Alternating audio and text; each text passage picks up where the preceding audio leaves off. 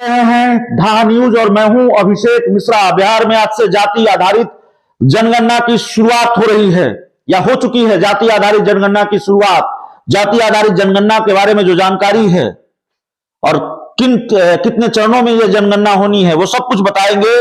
जो महत्वपूर्ण जानकारी है जाति आधारित जनगणना को लेकर वो सारी जानकारी आपके सामने रखेंगे। लेकिन याद कीजिए, ये वही जाति आधारित जनगणना है जिस मुद्दे पर नीतीश कुमार और तेजस्वी यादव भारतीय जनता पार्टी के साथ रहते हुए साथ आने लगे थे। नीतीश कुमार का याराना भारतीय जनता पार्टी के साथ था, लेकिन तेजस्वी यादव के साथ करीबियां बढ़ रही थी, नजदीकियां बढ़ रही थी और जाति आधारित जनगणना ने या जाति आधारित जनगणना के मुद्दे ने बिहार में वो राजनीतिक स्थिति और परिस्थिति पैदा कर दी कि आखिरकार नीतीश कुमार के लिए महागठबंधन में लगा या आरजेडी के अंदर खाने लगा, आरजेडी खेमे में लगा नो एंट्री का बोर्ड हट गया। तेजस्वी यादव, लालू यादव ने नो एंट्री का बोर्ड हटा दिया और बहुत ही गर्मजोशी के साथ नीतीश कुमार को गले लगाया। जाति आधारित जनगणना को लेकर नीतीश कुमार और तेजस्वी यादव साथ आने लगे थे। याद कीजिए, जब बिहार के कई राजनीतिक दलों के प्रतिनिधियों के साथ तेजस्वी यादव और नीतीश कुमार प्रधानमंत्री नरेंद्र मोदी से मिलने पहुंचे थे तो इसका श्रेय नीतीश कुमार ने तेजस्वी यादव को दिया था। तेजस्वी यादव की तारीफ की थी और तब तारीफ की थी जब तेजस्वी यादव और नीतीश कुमार राजनीतिक दुश्मन थे, कट्टर राजनीतिक दुश्मन थे। तेजस्वी यादव एक भी मौका नीतीश कुमार पर हमले का नहीं छोड़ते थे। तो यह मुद्दा है जाति आधारित जनगणना, जिसने बिहार के राजनीतिक भूचाल में, जिसने बिहार के राजनीतिक उथल पुथल में बहुत बड़ी भूमिका अदा की। या यूं कहें कि नीतीश कुमार अगर भारतीय जनता पार्टी के साथ छोड़कर आरजेडी के साथ गए तो इसमें जाति आधारित जनगणना की भी भूमिका बेहद अहम है। इसकी एक वजह जाति आधारित जनगणना भी है।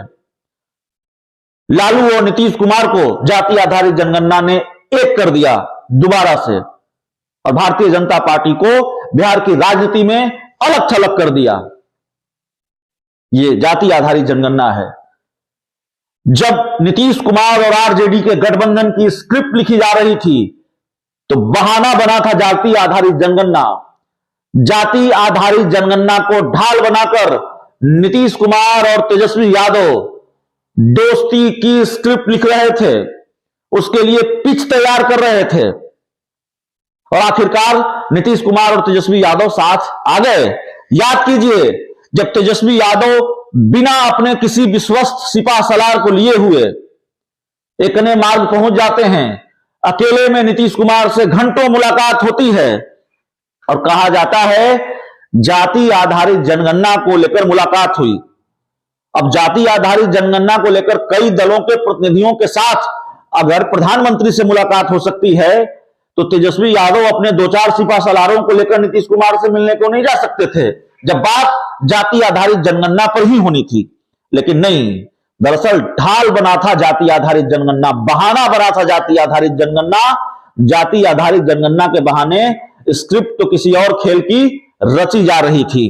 तो खैर, जाति आधारित जनगणना की बड़ी भूमिका रही है बिहार के सियासी उथल पुथल में और अब बिहार में जाति आधारित जनगणना शुरू हो गई है। तो अब हमारा दायित्व है आप दर्शकों के प्रति कि हम आपको इसके बारे में जो महत्वपूर्ण जानकारी है वो दे देते हैं। तो आज से यानी 7 जनवरी से जाति आधारित जनगणना का पहला चरण शुरू हो गया है। 2 चरणों में जाति आधारित जनगणना होनी है। 7 जनवरी से यानी आज से 21 जनवरी तक पहला चरण होगा और पहले चरण में सिर्फ मकानों की गिनती होगी, उनकी नंबरिंग होगी। और जाति आधारित जनगणना का दूसरा चरण अप्रैल से शुरू होगा, अप्रैल महीने से इसी साल, और उसके बाद इसमें जाति की गिनती होगी और भी तमाम तरीके की गिनती होगी।